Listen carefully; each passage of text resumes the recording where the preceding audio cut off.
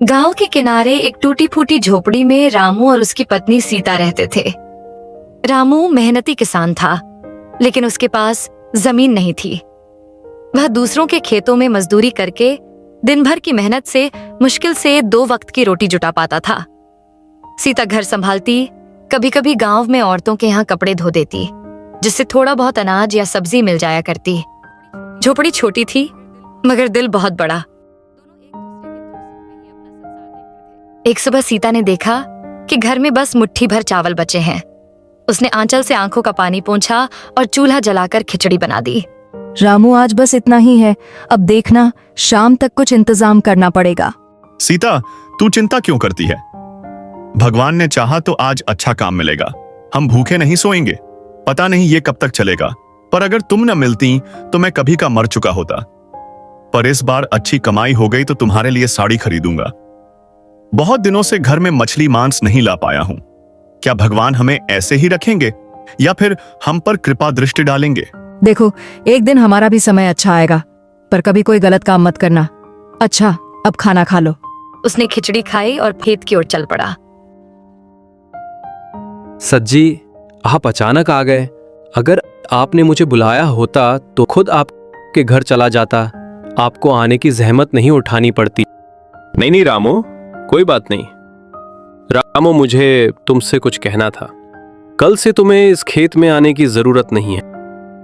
ये क्या कह रहे हो सेठ जी? मुझे नौकरी से मत निकालो। घर में सीता है, मेरा बच्चा है।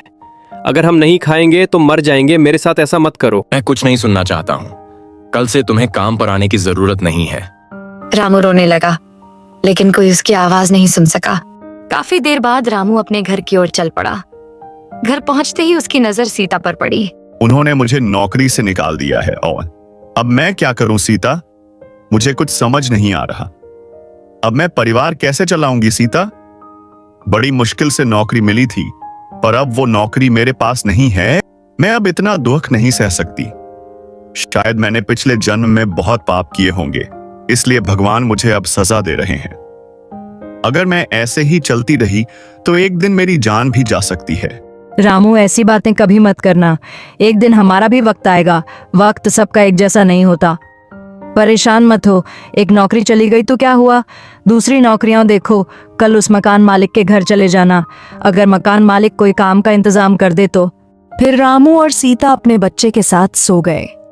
अगली सुबह सीता ने रामू को पुकारना शुरू किया। रामू, रामू, उठो, अभी बहुत देर हो गई है। तुम्हें मकान मालिक के घर जाना है, तुम्हें जाना ही होगा। रामू जमींदार के घर की ओर चल पड़ा। जाते जाते बारिश शुरू हो गई, लेकिन रामू बिना सोचे समझे चल पड़ा। रामू के लिए सबसे जरूरी काम था काम पूरा करना। अचानक बारिश रुक गई और रामू जमींदार के घर पहुंच गया। नमस्ते जमींदार जी, बड़ी आशा लेकर आपके पास आया हूँ। जमींदार जी, आप कृपया करके मुझे एक काम दीजिए। बहुत दिनों से ठीक से खाना नहीं खा पा रहा हूँ। घर पर मेरे बीवी बच्चा है। बहुत परेशान में हूँ जमींदार जी।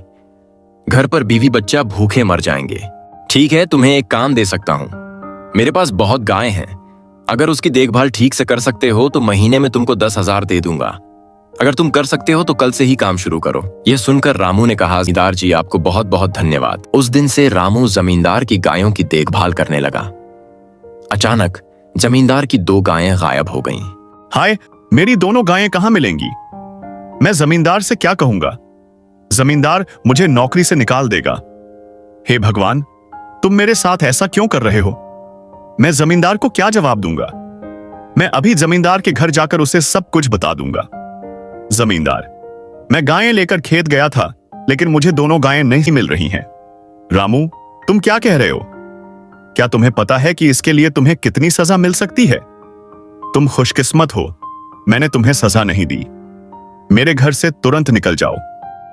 अब मेरा क्या होगा? अब मैं क्या करूंगा? मुझे कौन काम देगा?